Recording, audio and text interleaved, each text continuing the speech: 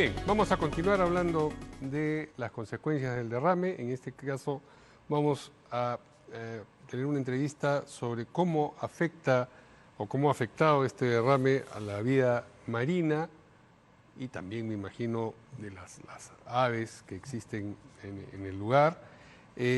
Vamos a conversar con Luis Icochea, director de Manejo Pesquero y Ambiental de la Universidad Nacional Agraria La Molina. ¿Qué tal? ¿Cómo está, señor Buenas Icochea? noches, Mario. ¿Qué tal? ¿Cómo está? Muchas gracias. Bien, lo escuchamos. Cuéntenos qué tan severo es el impacto, por cuánto tiempo vamos a tener presentes estas consecuencias, hasta dónde se va a extender lo que está ocurriendo en la costa peruana. Ok, mira, mucho de lo que está ocurriendo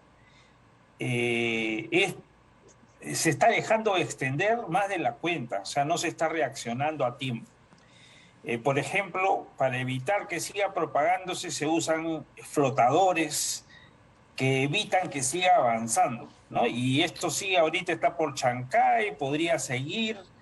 También hay algo hacia el sur, ¿no? Debería ir igual que la corriente hacia el norte, pero se está extendiendo. Siempre hay como una contracorriente, pero no muy fuerte, ¿no? Dicen que por la Costa Verde ya se ha visto algo, bueno, habrá que verlo. Lo que sí, el petróleo, pues, es una capa que flota, negra, y que evita su principal causa de mortalidad de fitoplancton, o sea, el alimento esencial de los peces, No zooplancton. pasan los rayos solares. Así es, ¿no? No pasan los rayos solares y produce una mortandad. En el caso de las aves se atraen de repente por el color, se quedan ahí, se cubren del petróleo y eso evita que su propio aceite que tienen que controla su temperatura el cuerpo puedan morir de hipotermia, o a veces con su propio pico tratan de limpiarse y se intoxican, ¿no? Ajá. Y hay mortandad. Los delfines, los lobos, a la hora que necesitan oxígeno, a la hora de salir a la superficie, también se contaminan de esa manera. Si vemos dentro de la desgracia la parte que no es tan grave, como sucedió en México, pues, que fue 4.900 millones de barriles, millones, ¿no? Acá hablan de 6.000, a mí me pareciera que hay más, por lo que se está extendiendo la cantidad, ¿no? Entonces, el petróleo definitivamente hay que ver de acorralarlo por suerte cerca a la costa, ¿no? Entonces está en las playas. Entonces hay que detener su avance y las playas limpiarlas rápidamente. En México, en 3 meses, más o menos, contuvieron la cantidad de petróleo que siga dispersándose, ¿no? Pero la empresa que causó esto los multaron con 42.000 millones de dólares, ¿no?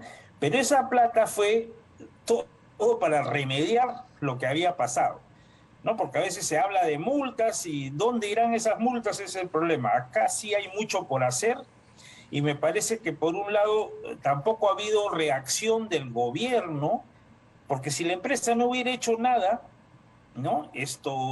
Han debido reaccionar los mismos alcaldes con gente, evitar que haya esto, aunque sí se necesita alguien que los dirija la parte que no les vaya a hacer daño el petróleo, ¿no?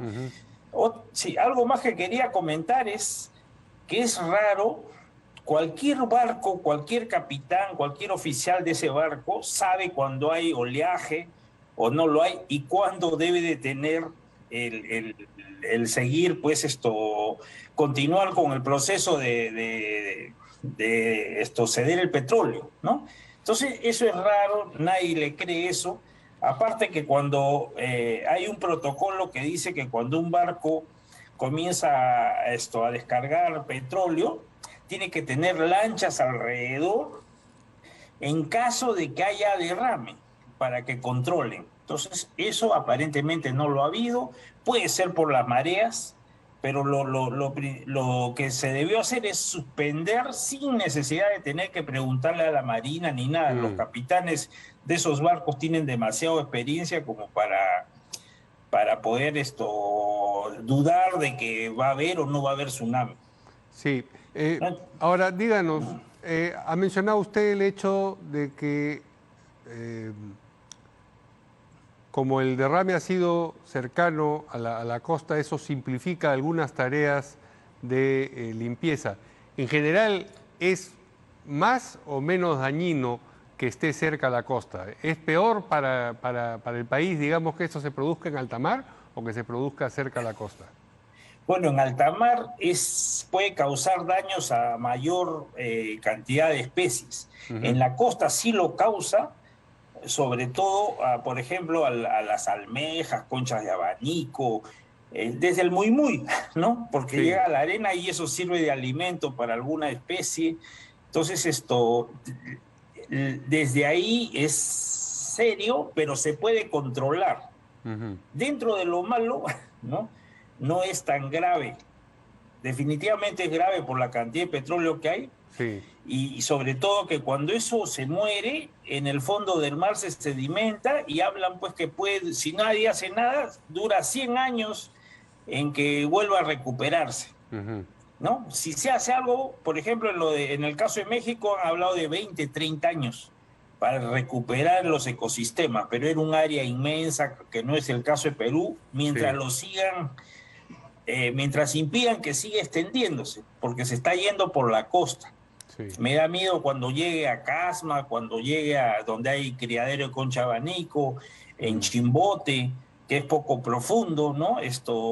Entonces, algo falta reaccionar, Sí. Ahora dígame, ¿no? esto se extiende, no se desplaza, no es que toda, digamos, Es la corriente, sí, pero la que causa, ¿no? se va diluyendo el petróleo Sí, conforme se se supone que extiende, llega con, sí, se supone que mientras no haya más ingreso de petróleo, sí, esto debe diluirse, es ¿no? decir, Debe diluirse. más daño hace en los lugares más cercanos al punto donde se produjo el derrame y, Sí. y ese impacto se va diluyendo conforme, digamos, llega de manera atenuada a otros lugares de la costa norte, en este caso. Sí, sí, llega atenuada, pero sin embargo igual va a impedir el paso de los rayos solares, Sí, ¿no? claro. Sí, entonces siempre produce un efecto malo, sobre todo si es una zona donde vivan cangrejos, moluscos, conchas, caracoles, ¿no? Mm. Y eso es la parte que hay que controlar. Y a las especies marinas, digamos, a los peces propiamente dichos, ¿a qué especies Bueno, afecta? en este caso son a las especies más costeras. Sí, Por ejemplo, la lisa, pejerrey, ¿no?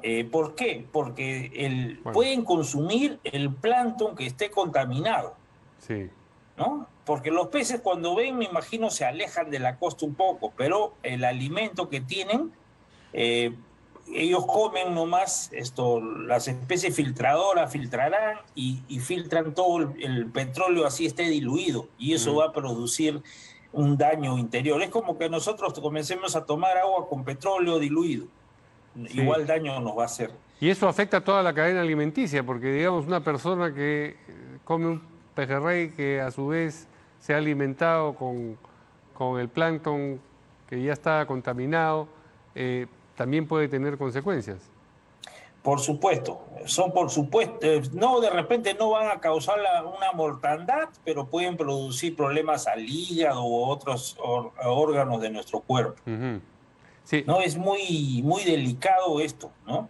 Ya ha sí, habido casos, yo soy oceanógrafo, ¿no? sí, Y veo las corrientes y todo, pero estudié en Japón, y en Japón hubo un caso no de petróleo, pero que hubo una gran mortandad de gente por consumir productos con mercurio, ¿no? Que eran soltados al mar de una manera irresponsable, que no es el caso de Perú, pero igual el petróleo está haciendo un daño, ¿no? Ahora, otra cosa que estaba viendo es de que hay bacterias que consumen el petróleo, ¿no? Pero no es el efecto tan rápido, pero igual en esa agua diluida podría tratar de hacerse, ¿no? Se eh, llaman las alcalinobórax. ¿no? Que sembrarlas, digamos, en el lugar para que... En los lugares que sí. quedan para disminuir los daños que se están produciendo y que se recupere el ecosistema de una manera más rápida, ¿no? Sí. El ecosistema en sí resiste a veces a estas contaminaciones, se recupera, sufre, pero no es que desaparezca, por lo menos en las cantidades de mercurio que han ido que están ahorita en a lo largo de la costa. Ha mencionado usted que tiene la impresión de que la cantidad de petróleo derramado excede la de los 6.000, equivalente a los 6.000 barriles. ¿Qué lo hace pensar y de qué cantidad estamos hablando? Yo no podría calcular exactamente, pero 6.000 no es algo tan, como decir, un volumen enorme. Multiplique esos 6.000 por 150 litros más o menos, ¿no?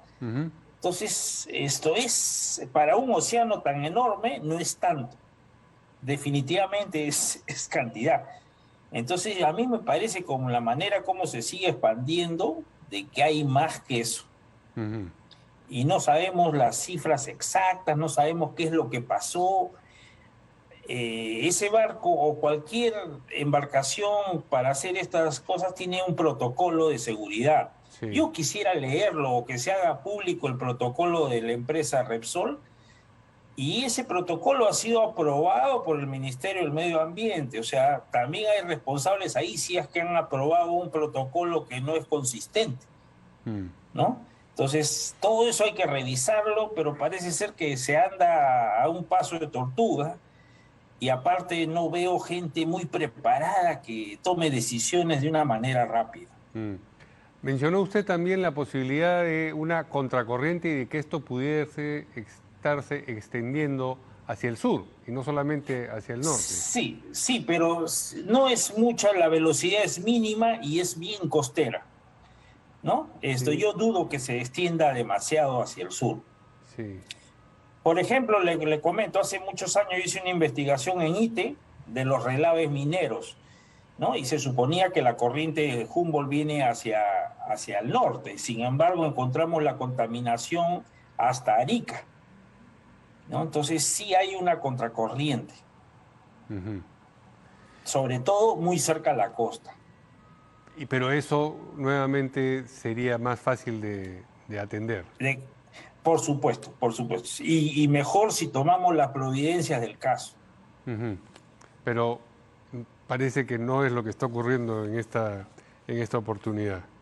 Da la impresión que es un experimento que por primera vez que se hace y no saben qué hacer, qué áreas tocar. Veo en la playa gente con carretillas, como en la época de la carreta, pero no veo algo grande, por ejemplo, bombas que jalen el petróleo en la superficie, lo cambien a otro, lo aspiren, lo manden a otro lugar. O sea, veo mucha lentitud, no veo tecnología. Eso es lo que más preocupa. ¿No ha habido episodios de estas dimensiones antes en el mar peruano? En el mar no creo. En la selva sí ha habido, pero en el mar no. Sí, y puede ser precisamente ese hecho, esa circunstancia, lo que haya determinado, no es una excusa, es una explicación, que no sepan cómo reaccionar ante este evento.